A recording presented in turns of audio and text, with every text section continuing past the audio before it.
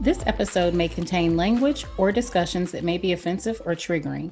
Refer to the episode summary for details. Welcome to On Her Terms Defined. My name is Charlene Ketchum, and today I am with LaVon Lewis and Sherrod Shackelford with Connect Branding. And in case you've been wondering who is the genius and creative behind the On Her Terms Defined branding and name and SheConfidential, it's not me. It's these two gentlemen, and today they are going to give you all the information that you need so that you can identify when and how you need to invest in the experts to help you with your branding, with your marketing design. We'll talk about what branding is. We'll talk about what branding strategy is. We will talk about what you need to be thinking about in terms of social media and how you can turn your passion into something that will be profitable and attract the people that you need to reach. So first, LaVon, Sherrod, thank you so much for making time to chat today. And thank you for creating the On Her Terms Defined and SheConfidential brands. I want to talk a little bit about how you two came together with Connect Branding and what you do day to day. What are the services that you offer so that the audience kind of gets an idea of, who you are and what you do. I must tell you, Sherrod tells the best story on how we met. I know he doesn't want me to toss it to him. So I'll let him have that answer, that question. Well, how we met, I'm gonna just keep it succinct. How we met was in college. We were both, had that entrepreneur spirit in college. And people just, we were doing similar things in the space of design and marketing and web design and just all these different things. And people kept saying, hey, you two should meet, because we hadn't met. I'm from Chicago, he's from Tuscaloosa. But everyone thought you guys do good work. So I think you should just know who each other is. And then finally we did meet. And, after a series of events over a period of maybe a year, we decided that it would make a lot of sense for us to partner. Two totally different ends of the spectrum in terms of personality, right? So you have me, inner city Chicago, and then you have LaVon, Tuscaloosa, Alabama. So it's an unlikely match, but it works because it's a yin and yang effect. And it took us a while to get it right and figure that out. But once we did, the rest was history.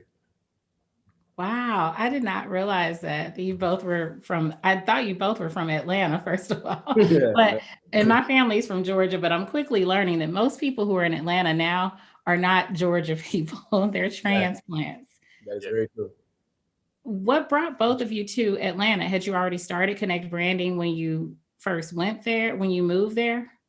Well, we started it in college, right? So at this point, about 20 years ago, something like that. I know we look 30, but like 20 years ago. We've been doing this a long time. So, but no, it was in Alabama for a long time. And I think we moved the business here in 2006. And we just felt that there were more opportunity. There was some ceilings that we ran into. So when we got here, we're actually able to compete with, other companies and have opportunity at bigger contracts and things of that nature. And it worked out. Took a good year or so of really, really hard work and networking to really kind of break through. And then we just work it after that point. Wow. So I know there are people probably listening to this and they're thinking like, yeah, okay, so they moved to Atlanta. That's what I need to do so I can get it popping. So is that an accurate statement for people that, depending on what their industry is, if they're trying to do something that is reliant on a lot of promotion and marketing or social media, if they're trying to be like a personality on social media, so to speak, is it necessary for everyone to relocate to a city like Atlanta? Or can they stay in their small town and do it? I'll give my opinion because I'm from, the town I'm from had 80,000 people, right? Atlanta is what, I think 5 million or so, Metro, Atlanta and Metro, yeah.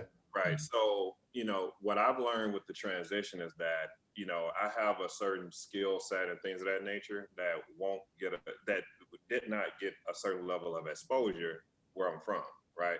And so sometimes when you interact with a certain community, whether that's a mentor or business partners or what have you, and then clientele. When you're in a city like this, it's just more opportunity to meet diverse people. So a city like this would give you whatever you go after, right? So it's not just move to Atlanta and it happens. If you come here and whatever you want to do is here. You just got to go for it. You got to compete. You got to work hard. You got to be on top of your game. And I just think those opportunities in a smaller city are just not there. So some people may not move and may not know that, but they realize they do have talent, they do have skill, just no opportunity. So you never expose yourself to everything. Mm-hmm. Yeah. And what I would, so that's 100% accurate. Like, you know, it's just the concept of being in the big city versus the small city. The opportunities are much more immense. But the one thing that Atlanta does that's unique, that's not really found in other big cities, is Black business specifically, right? So when you talk about being a Black or minority owned business, Atlanta is the place to be. And the reason for that is because it's the first time, you know, it's the first time that, you know, Black people, and I'm not trying to make this a race issue, but it, you know, it's from my context and from who I am, this is what this matters, right? So it's my first time experiencing Black people who were willing and open and even seeking out other Black people to do business with. Yes. That's something that's very unique. So to LaVon's point, if you go for it, you're on top of your game, you do a good job, you take your business and self seriously, you can. So what I don't want to create the perception of is, you know, Atlanta is not, I'm not trying to pitch the American dream within the American dream, right? So you're not going to go to Atlanta and go after the American dream, because the reality of it is everybody ain't got it. Right. So, you know, we gotta let that be real. You have to know if you have it. So if you're a LaVon and you're in a small city and you max out in that city, that's probably a sign to you, like, okay, well, like I've pretty much worked with every business that's doing anything here, and I'm popular, I'm known, people are calling me, but there's still a limit. And then I hear about the guy across the street who's doing the same thing I do, but he's going a lot further. Then there may be a draw there, but don't just go. Yeah. You haven't qualified yourself and know that you're going to get there and actually be able to be relevant, because just as quickly as they'll embrace you if you bring excellence, you will be shut out if you don't. Absolutely. So. And the trends change so fast. I mean, I didn't realize that y'all have been doing this for so long. I mean, just even what you have seen in 20 years of doing branding and marketing with social media. Like we didn't have Facebook. I mean, how old is Facebook? Is maybe 14 years? Something like that, right around 20. Is it 20 years old? Roughly, yeah. I know Facebook was, I want to say Facebook was around when I was in college. Yeah, that's right. Yeah. I wasn't using it until I was in law school. And so that was like in 2012. That was like the first I'd heard of law school. It was definitely around before. Is that before then? Yeah. Okay. But were people positioning, because I think one of the mindsets that a lot of people have now, and I kind of share this, is that you don't necessarily have to be where you're doing business, you know, because we've got Zoom and we have all these, you know, video conferencing things, and we've got social media. But the problem with social media is there's so many voices. So you have to be offering something unique, and you've got to be focusing in a way that you can reach that audience, your target audience. And it's really hard to do because there are so many voices out there. So is it possible for people to be able to kind of blow up and reach those masses with being where they are? Is because you've got the reach of social media? It depends on the industry. You know, that's something that is unique to each industry on whether or not that's possible. If you're doing a podcast, then yeah, you know, you can be anywhere in the world, and if you just have the right content. But it's just not always the case depending on what you're doing. So here's the thing. Everybody has an opportunity. So I'm gonna answer your question this way. Everybody has an opportunity to go viral in today's social media community. So you could be in Alaska and go viral. But should that be your strategy? Right. So viral as a strategy is probably bad business. So to answer your question, yes, you know, you can do virtually anything from anywhere, but is that the way you should approach it? There's no silver bullet to that. So there are variables and parameters that enter into the discussion, like who is your customer? Do you need physical access to your customer? What is the in terms of the community, right? Do you need to be present and have a place in the community? Where is the community? For example, now there's an acting community in Atlanta, but rewind 10 years, you want to break in Hollywood, you literally had to go and be in the vicinity of Hollywood, right? you're not, the casting calls aren't happening in Tuscaloosa. You know what I mean? So because of that, you have to go. But then on the flip side, if you're a makeup artist and you just want a following, you can be in Tuscaloosa and do your makeup and go and blow up. So I say that to say everybody's situation is different. There's no silver bullet. But if you want to play the game of percentages, the larger the city, the more opportunity. If you know that you have done a good job where you are and you've already built a following, and you think that you're reaching your cap or you're feeling the difficult, you need more. These are the things that should begin to prompt you to move. Don't just move because you're looking at the pie in the sky and think that you're going to go someplace else and make it work. Yeah, and I'll add something to that. It even boils down to like education and connections, right? So when I moved here, I joined this church, New Birth, Eddie Long. I'm sure people know that name. At that church, I didn't have these opportunities in Alabama. At that church, I met a guy that taught a business class that had 50 people in it. Jerome Edmondson. Yep, that I picked up clients. And then he asked one day, hey, do you want to speak on branding? I had never spoke before, right? Since then, Sherrod and I have spoken 500 times around the country, and it makes us a lot of money, you know, right? So, but had I not moved and followed through and it was just a business planning class, just trying to get more education and connecting, that one thing probably changed my life. Just move. You said, we're not talking about chambers and network, just that one thing and having access to that. But what made that work, what made Jerome ask LaVon that is LaVon was prepared. So it wasn't a situation where, you know, just because he was there, it happened. He was there and prepared. And that's the piece. The more important piece of that story is not the fact that Jerome reached out to him. It was the fact that he was able to deliver. Because if he had been asked to do this and bombed, this would right. So preparation is what made it work. And so that's why I want to encourage the people, like, no matter what it is that you're thinking to do, you have to have your game tight and have your game together in order to do it. And what are resources that people can use to do that? So for people who are listening or watching, who do they go to help coach them? Because, you know, everybody thinks they can blow up now as an influencer. They think, you know, I got this popping Instagram or this YouTube channel and I'm going to be the next big thing. And yeah, you might go viral or you might have a lot of followers, but are they actually buying anything from you? You know, it's like the numbers may not equal your real success. I mean, followers can just be doing just that. They can be following you. That's it. They're not purchasing or endorsing you in any kind of way. So who do people go to? What's the steps that people can take to actually identify, like, what's my real platform? What's my voice? And how can I actually use this in a way that has a real impact and not just take up space in the social media world? Sure, you want to answer? I'll take the answer first. So I would say the first thing is I believe in playing to your strengths. Have you guys ever heard of a book called Strengthsfinder? So I would recommend reading that book because it basically advocates, like, don't even worry about your weaknesses. Just do what works, right? And let somebody else do what you can't do, kind of thing.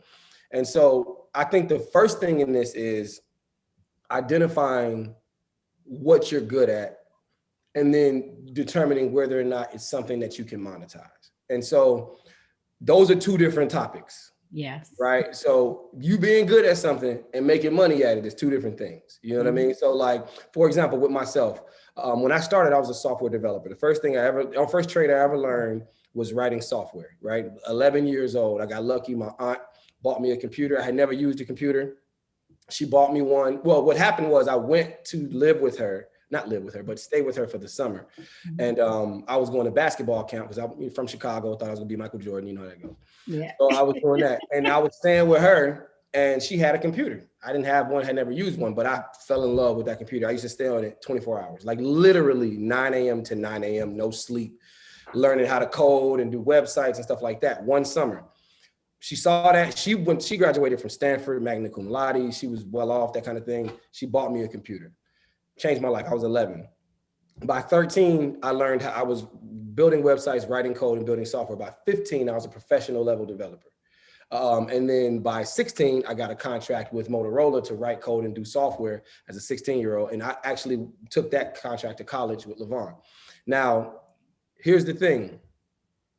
whenever I would, spend time doing basketball, spend time hanging out with my friends, I would find myself not as, ready. A year of focus, right? And this is what happened. It was accidental. I got moved from California to Chicago because I moved to California for high school. Some things happened, I moved back. But that first year back, I was pretty much by myself. That year is the year that pretty much solidified me in the direction that I was going, right? So that gives me, have you ever heard of Malcolm Gladwell? Mm-hmm. Do you know his book, not The Tipping Point? I've read The Tipping Point. But it's the other one. It's not the, about the 10,000 hours one. Yeah, it's on the tip of my tongue. This is important. Outliers. The Outliers. Yeah. Okay. Listen, life-changing book. But anyway, from that point to this one, I probably have 20 to 30,000 hours in my craft. I no longer actually do websites. I don't myself, right? So I don't sit behind the computer and do the website anymore. I don't sit behind the computer and write the software anymore. But by me putting myself in that position, my strengths have evolved and continue to evolve. And now there are other people who are far better than me doing what it is that they do. But because of my experience, because of the position, because of the dedication, I'm in the position to be the person that makes the decisions. But that right there is about the dedication. So here's what's happened through me being dedicated to the time investment needed, perfecting my craft, growing and evolving. My time now, even though I do less physical work, is considered to be worth more overall. Mm-hmm. And so what I would encourage people to realize is that when you're getting ready to make a play and find yourself, it has to be first something that you can put your life into, something that you can master. You can't do it as a side hustle and think you're going. It has to start at the heart level, and then you have to find the pathway to monetization. Once you find the pathway to monetization with something that you believe in at the heart level, that you already have strength in, you have the recipe for long-term success.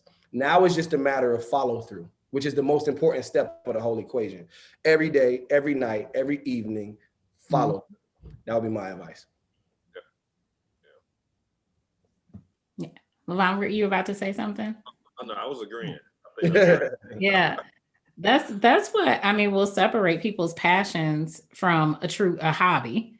Yeah, because that follow through is like you will stay up at night and you will do it joyfully. Like there are nights when I'm working on this project and other things, like that's how I know what I'm supposed to be doing. And I said to a friend the other day, and she's like, you need to write that down. But I said, you're doing what you're supposed to do when you do it joyfully and when you can bring together all of your strengths. Like it's not about me needing to develop something that I'm not strong in. That's irrelevant. Yeah. Everything that I like, everything that I'm rocking it out at, I can pull all that together. Right. And even if I got to be up at 2 a.m. to make it happen, I can do that. And I'm doing it joyfully because this is my passion. This is what I need to be doing. And it's unfortunate. It's really jacked up that we have to spend so much time on things that are not our passions and that aren't our strengths. People, and I think that's what's so attractive about entrepreneurship, because you actually get to make that choice. When you're working for someone else, you might be kind of good at this, but then they put you in this role where you have to do all these other things. Like I manage people. A lot of people are not good at managing others, but in order for you to move up, you now have to be a manager. Yeah. And then they send you to all these trainings to try to help people. But I can tell you, I've had a lot of managers that have been in training programs to be better managers, and it's probably never going to work because that's not their skill set. And we just I don't know why it's so obvious that we just need to play on people's strengths, but we don't do that. We try to force people to develop those other areas.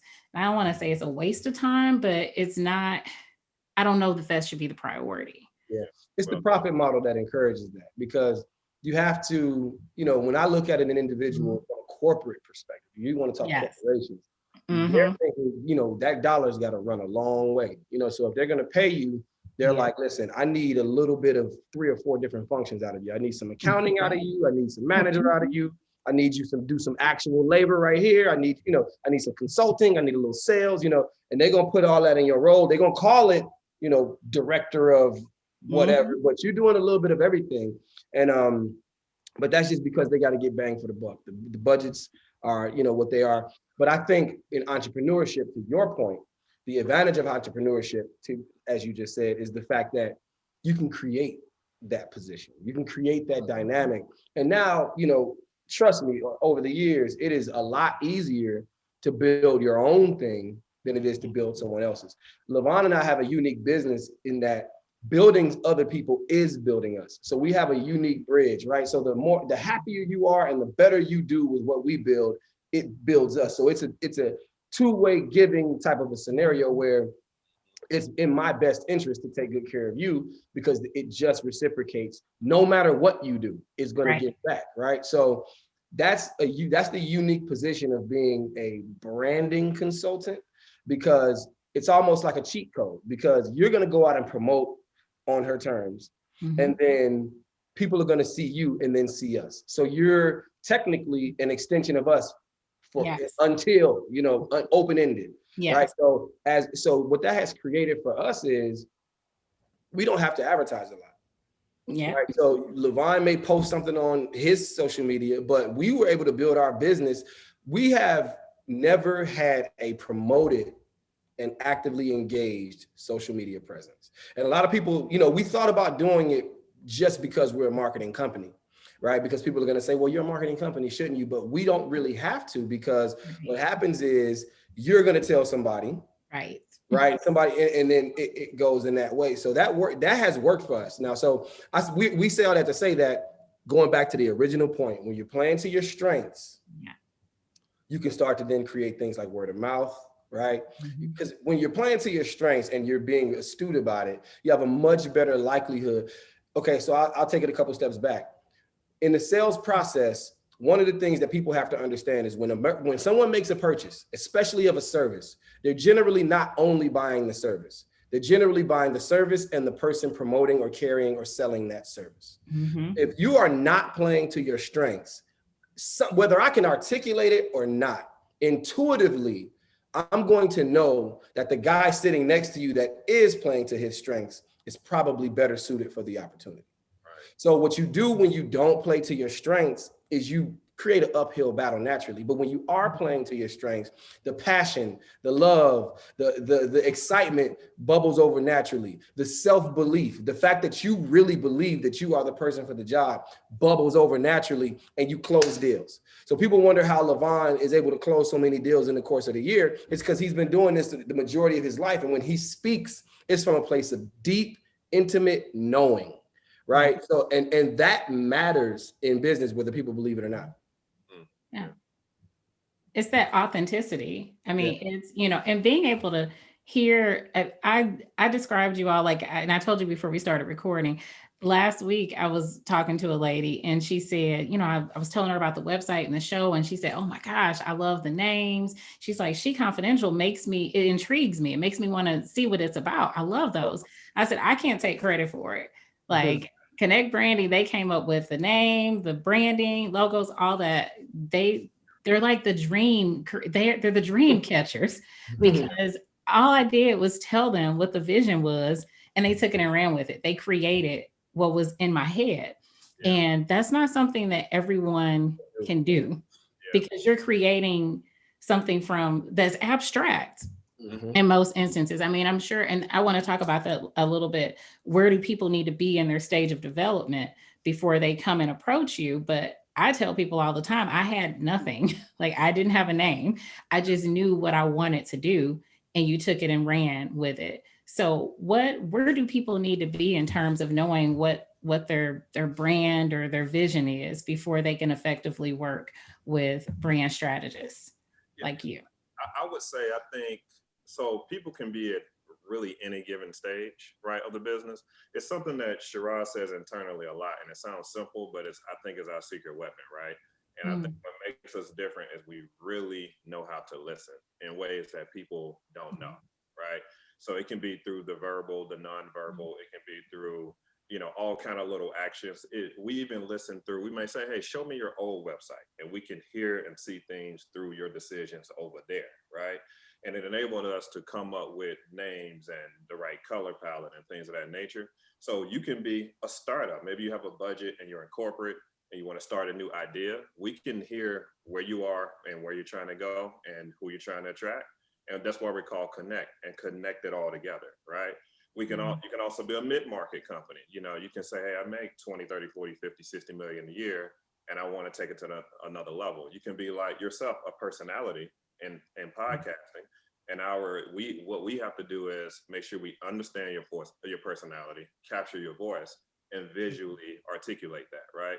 So, and then you can be a corporation that already have a set of rules in place, and they have standards, and you have to continue on with those standards, right? So it's just about knowing how to listen and how to translate that into a space where the customers can understand it and buy. Yeah, 100%. No. I love y'all's vibe. It's like, yep, we on the same page. He covered it. Got it. Like he said it. No. But I like that part about what we do as well. Been in business 21 years, you just have this system to thinking and communicating. So you just kind of know what's going on. The one thing I would add is I would say, coming from a slightly different angle, like as marketers, we may be biased, but we believe that marketing is the most important part of the process, even over the business or service that you deliver. So and let me explain that, because this is what business owners do, upstart business owners, mid-level business owners, they all do this. They focus on the product.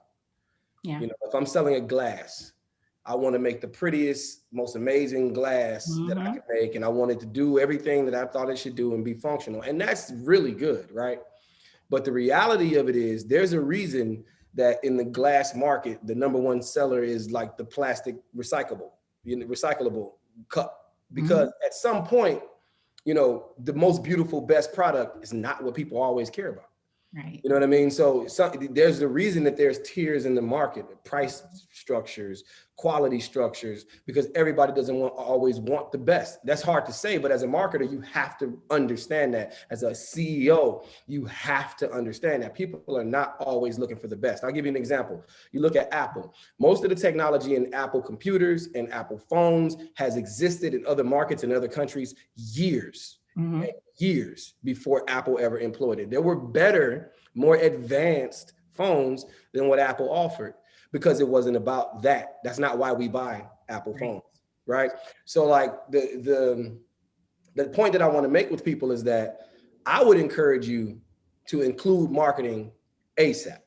Whether you're an upstart, whether you're wherever you are, stop and add marketing if you don't have it. If God just gave you a dream last night, call a branding firm in the morning, right? Because it's like at the end of the day. Love that. Because the reality of it is we can help at every step. Like I promise you. And then let me explain why it's so important. Because you look at Waffle House. LaVon knows I always talk about Waffle House. Waffle House does not have Wi-Fi, and they don't have seat cushions on the seats in their stores. Now when you think about a restaurant, people are going to go eat. If you are a business owner, you're going to think, well, I want to make the people comfortable, and I want to. Waffle House intentionally makes their seating areas as small and compact as possible. And it's not because of space. It's not because, hey, we can't afford to put another 100 square feet in here. Of course they can't. It's several $100 million company. They can do whatever they want. Right. But they figure out what is the minimum amount of space required. And it's not because of budget. It's because they want to give you just enough for you to eat your meal and leave. They don't want any socializing. They don't want any loitering. They don't want any comfort to the degree where you'll sit after the meal and have the long convo over coffee. You come to Waffle House, you sit, you eat, and you're out. It is the first incognito fast food restaurant that you actually dine in, right? So the reason for that is because they understand what their business model is. They're actually convenient food. They position themselves slightly to the right of McDonald's and slightly to the left of a Longhorn or something like that in this dine-in fast food odd space that not a lot of companies can really sit in as well. So let's reroll back to why I brought up the cushions. If you think about the cushions, if you are a business owner who is not thinking with marketing sensibilities, you are not going to make sure that there's only this much space between the table and the back of the seat. Right. Because you're not going to know how that impacts how long the customer stays, because here's the marketing part of it. The average person stays in Waffle House for 17 minutes.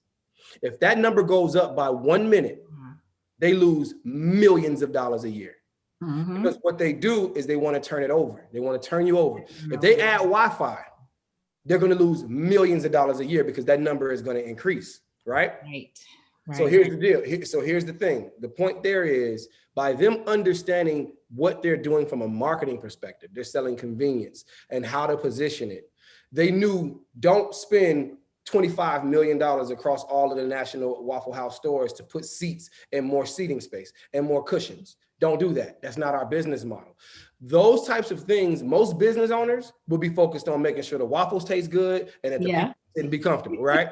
That's not how business works, right? If you want to make money, millions, you have to understand what you sell in a much more intimate and strategic way on a very, very high level. Last point I'll make with this, Starbucks. Starbucks once spent $2.5 million on research to determine what type of tables they should add in each of the Starbucks stores. Should they have rounded edges or sharp edges? $2.5 million on that minute detail, because every piece of building a business is strategic to that degree. It's all human psychology. So here's the deal. They discovered that rounded edges was the better way to do it. And the reason for that is what they found is humans, when the edges are rounded, don't feel blocked off from the next table, which makes them feel more emotionally connected to the environment, which means they stay longer. Yes. And so in the reverse of Waffle House, Starbucks wants you to sit down and buy 2 or 3 cups of coffee before you get. So they put rounded edge. So the $2.5 million wasn't for the tables. It was to know what table to buy. Then they had to still go buy and install the tables. So who knows what that build eventually was. So what I want to say to business owners is that that's what it takes. That's what it takes. That level of detail, that level of understanding of your business down to the corner of the table, you know how that is affecting your bottom line. And so that's what we have to play into. So I would say, to sum it all up, no matter what you're doing, no matter where you are in your business, you have to step back and look at, how is this going to play out from a marketing perspective? How do product development, who it's for, color strategy, how it's used, all of that is driven by marketing. So you got to start there, if you ask me. Wow, I'm just blown away. Like 2 million on tables. Oh my God. Wow. Look it up. The article's right out there.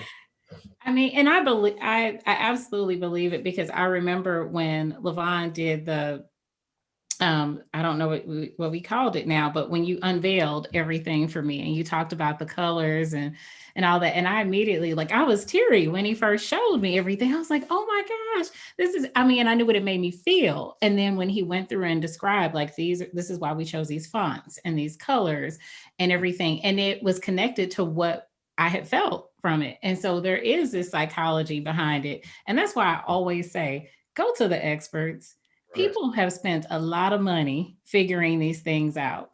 And as the business owner or the creative, I don't even want to, sure, you can research it and maybe find some of that out, but who knows if their research is outdated, who knows if it's really applicable to what you're doing.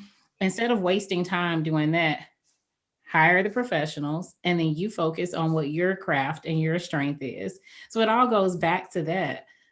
Focus on what you're good at and build your team, build your village. True. Yeah. And, and God gives you that vision, call the branding person the next day. And so I want to make sure people understand the terminology, because we've talked about branding and marketing. And are those things the same, or are they different? They're 2 different things, right? In our opinion, we think branding should come first. So Branding is how you define and communicate your value, right? So if you're Mercedes versus Lexus, they both have to communicate why they're here, what the differences are, and why you should pay what you should pay versus the other, right? It's about value. When you're successful at communicating value, people negotiate a little less on price. If people are negotiating more on price, it's because they don't understand the value, right? Yeah. So when you're talking about marketing, that's the distribution of that message. So if Mercedes says, hey, our value is status or whatever it may be, right? They use social media, billboards, commercials, spokespeople, things of that nature as the marketing to get that word out consistently, right? And so that's how that works. And sometimes over time, you have to reposition. So you'll figure out that value, and then you figure out you've grown clientele or the business has expanded or it's changed, and then you have to rebrand again, and refine it. And what that looks like is maybe it's a fresh color palette, new messaging, new website. That's how that stuff comes along, and you do it over and over and over. It never ends, right? It just depends on how you grow. So that's the difference between branding and marketing. Okay. And that's important for people to know, because I think a lot of times we lump it all into one. And then another important thing that I've had conversations with people on is that you don't really need to hire any professionals, because again, they've got social media, or because they think their product or project is just so great that it will sell itself. And that's not necessarily the case. And so can you talk a little bit about like branding strategy plans? Because a lot of people think that they just have this one that they hire Connect Branding, and you all will create this amazing brand, and that's it. Like they can just take this brand, and because they've got this great brand or great product, that's all there is to it. But both you and Sherrod have said, no, we're with you every step of the process. So what's the rest of that process? What else can you do to help people who have businesses or brands that they're developing? Well, one of the things I'll point out is I think you make a great point. People do not know how important or how valuable marketing and branding is. So it usually, when we get new clients, it's people who have run into a wall and have decided to go with marketing and branding as a last ditch effort to save the business, or they cheaped it the first time and had like a college student or their son or somebody do it, and it's not working, and now like they're coming back to fix it. So we do a lot of brand reparation projects where we're having to go and overhaul, and do different things, because they had to pay for the knowledge to know I actually probably should have talked to someone. Yeah. That's one point, right? That people do that a lot. They undervalue branding, but I'll give you an example of how it's not just you have a product and you kind of know social media a little bit and you do some stuff and it's going to be good. No. I'm going to tell you why. So I worked for an organization that did, what was it called? They basically gave people loans, and they brought me in to say, hey, we need help with our message. We need help with how we're communicating with people, because they're not clear on what we do and when they should use us, right? So before I even dig into that, just that point alone, you have a company worth about $500 million that's saying they're making money, but they're like, people don't know when they should use us. Now, you sitting at home with your product, and you're thinking that you're going to go out and become a millionaire just because you put it on Facebook and you think people love it, and you got this company that has unlimited funding, credit lines, all of this, struggling at the $500 million point, saying people aren't clear on what we do. We have to, trust me, it's very complex, because what you have to remember is it's human psychology. So I'll give you an example. One of the things that we found, one of the things that they said is, we are the responsible way to pay off your loan, right? Is that a bad statement? Let's say you come to me and I give you a lower interest rate, and then I say, you come to us because we're the responsible way to pay off your loan. That sounds pretty normal, right? Not bad, not good, right? When you hear me say that, do you feel like I'm insulting you? Well, it does sound condescending.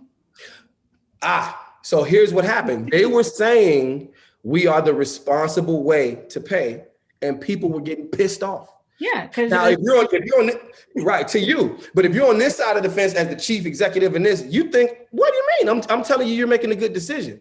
But people felt, no, you don't tell me what type of decision I'm making, right? You just be there if I need you, but you're not judging if this is a good or bad decision. Mm-hmm. And because you said it's the responsible way to pay, I feel like you're telling me I'm irresponsible, so I'm gonna keep doing it, right? So something as simple as the word responsible, we just took the word responsible out of the sentence, right? Yeah. The simple way to pay, whole different perspective, everything changed. Mm-hmm. From responsible to simple. Now, why am I going into this in this level of detail? Is because that little thing where I got paid a lot of money to figure out that we should change one word. Right? So when you're going into this stuff and you get to the level where you're a national, multinational business and you've got thousands, millions of minds, lifestyles, attitudes, perspectives, how do you normalize that perspective? Because this is what you have to remember is like LaVon used Mercedes and said status. Mercedes is synonymous with status. If you see a Mercedes and the entire 300 million people minus kids in the United States agree with that point. Yeah. Do you know how hard it is for a single business? LaVon, funny. A preacher. Do you know how hard it is for a single business to represent one idea in the mind of an entire country? Yeah. That is very, very hard to do. So if you think you're going to turn on Facebook and start chucking your product from Facebook and become Mercedes, this is not how that works. You may make some money and you may even get into the 6 figures. But I know if you want to get to the place where you're doing millions, 8 figures, 9 figures, it's going to take some real understanding of the people, the terrain, the product, the need, the ask, all of these things on a deep $2.5 million for table edges type level. Yeah, I want to add something to that because people think the branding stars at like the visuals, right? But what he just said, the reason why 300 million people, in this case, the world, knows what Mercedes represents is because at the engineering level, that's branding, right? The standard, that's branding. The executives, right? The locations, right? All of that stuff, people think I'll hire branding when I'm done with that. No, the decision to have great engineering or a certain type of leather seat or a certain type of wheel, that's branding. So I'm sorry, I gotta say this real quick. So going back to that point earlier, you just sparked this. I'm gonna say this and give it right back to you. Okay. Going back to the point earlier that branding informs the entire process, which you just so eloquently were backing up. You look at Mercedes, then you look at Kia. Both car companies, one a lot more expensive than the other, right? But that's a choice at the top level. They made the decision to source cheaper parts because of their marketing strategy. So when they made the car, they chose a certain type of car, certain type of colors because of the marketing strategy. Not, well, we really just think we can make a faster car than Mercedes with all these cheap engine parts. No. We don't want Mercedes. We want a whole different group of people. So we're marketing this car to them this way. So go ahead, LaVon, but I just wanted to link those 2 points together. Go ahead. That is great. And then, so when you talk about what he's mentioned, we're talking about the engineering and all of these things and those decisions. Let's look at within Mercedes, people with multiple products, right? So you position yourself versus Lexus or other companies, right? But you also have to position the services and products. So if Mercedes only sold $200,000 cars, they wouldn't be as successful. Everybody can afford that, right? But they have a position, 200,000, 100, 50, 30, 20, all those things. Those are different positions. So maybe the person would choose a $30,000 Mercedes over that Kia. They got that, maybe, right? If they're ready to elevate. Or the person in the 30 may say, when I get a raise, I'll elevate to the 50,000. When I get another raise, I'm going to elevate to the 100, right? So you got to know how to position versus other companies versus within the organization, and understand branding starts with that ground level that governs all of those decisions that he just talked about. One of the biggest things that happens with these, like for example, so there's a thing, I'm sure everybody knows about it, but to LaVon's point, there's this thing called pricing strategy. One of the reasons that you'll have, which is a whole deal, right? That same company, when they brought me in, they had a guy, he was the vice president of pricing strategy.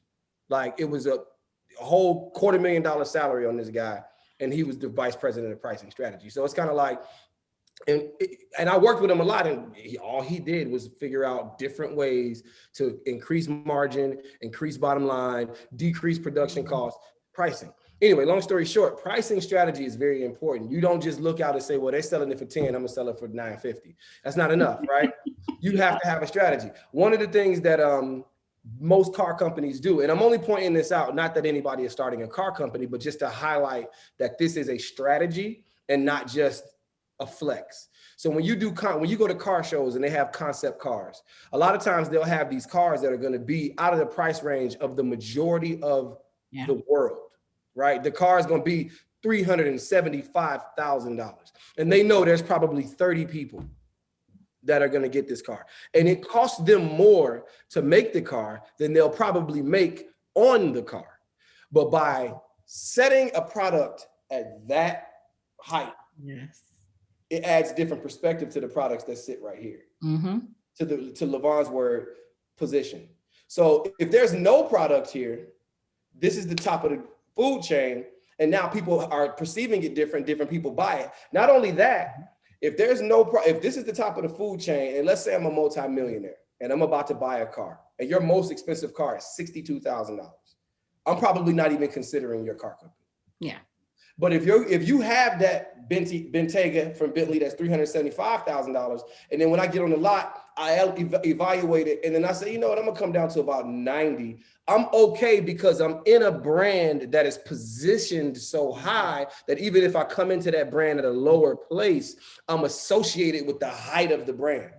So that's part of strategy. So it's like when you set your price as a business owner, don't just sell it for what you want to buy it for, right? You know, I would pay $5 for it, $5. Like, no, let's go find out what's happening in the market. What do the customers think? It has to be driven by marketing, right? So by doing that, you understand your long-term potential. Another thing I think, this is something that I read in a book called 48 Laws of Power. They said, always plan to the end of whatever it is that you're doing. So if you are a business owner, and I'm shifting gears a little bit, if you are a business owner, don't just fantasize about the day you open, which is what you feel me, right? Don't just fantasize about the ribbon cutting, right? Because that might be the beginning of the end for you, right?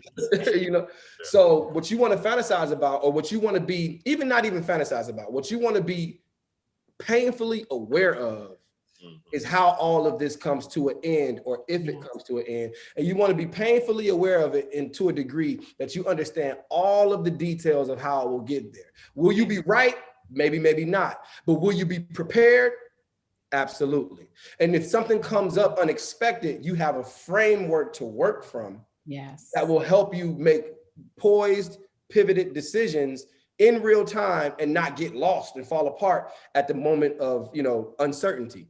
So my recommendation, kind of switching gears and summing up what we're saying here, is that marketing, business plan is important. The product is important. All those things are important. Marketing is going to show you the potential life cycle of your business. At what point are you going to hit your height? How many of these are you going to need to sell? How are you going to sell them, and where? And then what do you expect to happen as it begins to saturate the market? And then you hit a decline, or do you stabilize? You need to understand those things. So when you go, because here's another thing that happens with businesses to this point. You get a whole lot of money in and don't realize it got to last you for 3 years. So you spend some money, you got $100 million in your account today, and you spend it like that $100 million is never going anywhere, but that's not $100 million. It has to be divided up by 36 months. So when you do that, that's 3 million. But when you got $100 million in your mind, you spend 4 million on the first day, right? Bad analogy, but the point is, when you don't see the whole picture, you don't know what you're really working with in the here and now. So if you get $100 million and you don't have a 5-year plan, you're going to spend that $100 million like you're going to get another one in a few days. But when you have a 5-year plan, you look at that $100 million like, this is really not that much money. I'm going to have to work this for a long time. So let me be judicious with this, right? Because you see the end, and it gives you visibility into making good decisions today. That's why understanding pricing, understanding position, playing to your strengths, all these things are critical if you're going into business, because it's a long-term game. and invest in a professional who can ask She's all like, those back to questions. the beginning. Yeah, I mean, I can't say that enough. It's like, I have a nutritionist, I have a wellness coach, I have a personal trainer. It's like, I could research these things, but why? Yeah. Because I'd spend so much time trying to get up to speed, then it'll change on me. It's like, because that's the thing, you've got to stay on top of these things. I don't do my own taxes. I have an accountant who does that, because the tax code is real. It changes. And I'm not going there. So instead of me having these deficiencies because I don't want to invest in hiring someone, this is what they do every day. They live and breathe it every day. And so while they're living and breathing that every day, I can focus on what's going to really make me happy and make me money. Right. And that's I think probably been one of the biggest takeaways for me with investing in whatever expert it was, because they'll ask me those questions that I never thought about, and they will help tell me this is what you need to do. And I love that you said you need to know what the end is going to be. When I start a business plan, I draft what's my ideal vision. Like, how am I going to end this thing? What's it going to look like when I retire? Where am I going to be living? How am I going to be feeling? How am I going to be working? Who's going to be working for me? What's the legacy? What's the impact I want to have? I start there and then I work backwards. Okay, so this is how I wanted to be. Who are the people that I need to have? And I'll draw a little circle. I like to do this. I like to do that. I'm good at this. Okay, I'm not good at this. What does it take for me to have all these things? These are all the helpers I need. Then you have to prioritize, because when you coming out the gate, you may not have the resources to hire everybody you need on your team, but you need to know what you need. And in order for you to know what you need to know where you're trying to go. Right. So invest in the people to ask those questions. And then the right professionals will tell you, okay, this is what I would advise you to do. I know LaVon and I, when we were talking about the show, and I think it was something like with how many screens, how I wanted to show it, and LaVon said, you know what, at this stage, do it this way. And then you can see how that works. And then you can add on more later, because a lot of people have this mindset that I ain't hiring anybody. They just going to try to take all my money. No, you talk to professionals who actually are trying to grow you, because as you said, your success is attached. So they're trying to grow you. So they'll tell you, okay, you're just starting out. Let's just do this. And then when we're ready to take the next step, we'll do that. So that's why it makes a difference when you hire a professional and not the college student who's just going to do it for $20. Right. So hiring professionals really helps you collapse time. Like we write a lot of books for people. Every time they come to us, they say, I've been trying to write it for 3 years, 4 years, 5 years. They give with us 2 months, done. Branded, photo shoot, written, edited, on Amazon, done. Right? It just collapses time when you connect to people in that level of mastery, Absolutely. Is there anything that you want people to know before we wrap up? Anything that you want to leave the audience with? I would just say everyone needs to hire us, and that. No, that's right. No, I would just say I like something that Sherrod mentioned earlier that I piggyback on, and that's really the fact that you just have to have it, right?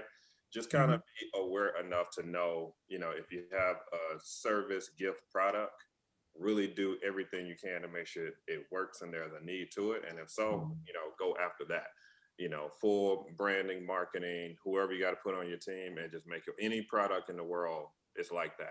Apple started in a garage, Facebook in a dorm room. Everybody starts small. Don't be scared of that. But just go. Yeah, I'll just extend that same point. He mentioned starting small, just enjoying the small victories, and even go as far as focusing on the small victories, from small victory to small victory, and let it snowball. That's kind of my philosophy.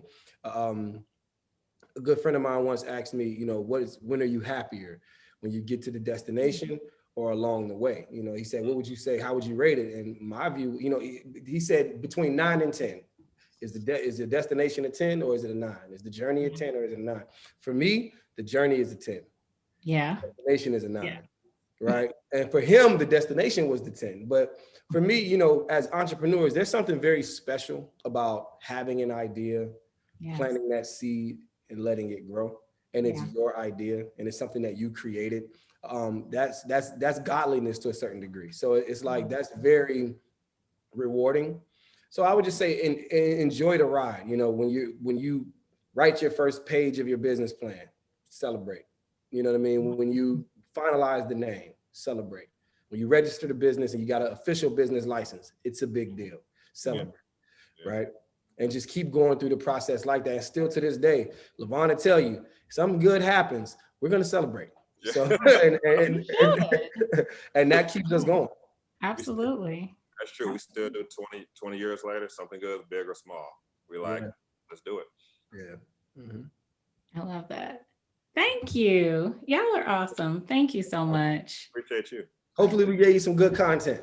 Yes, this will be great. I mean, it's giving me some nuggets. I always look for inspiration and always just something, like you gave me a lot of books. So I'll be including all those books and the notes for the episodes for people to have resources, because I'm big on just trying to get educated, because just because you hire the experts doesn't mean that you don't want to have a foundation, knowledge yourself. So keep reading. We were joking before we started recording about not watching TV and Sherrod just started watching TV.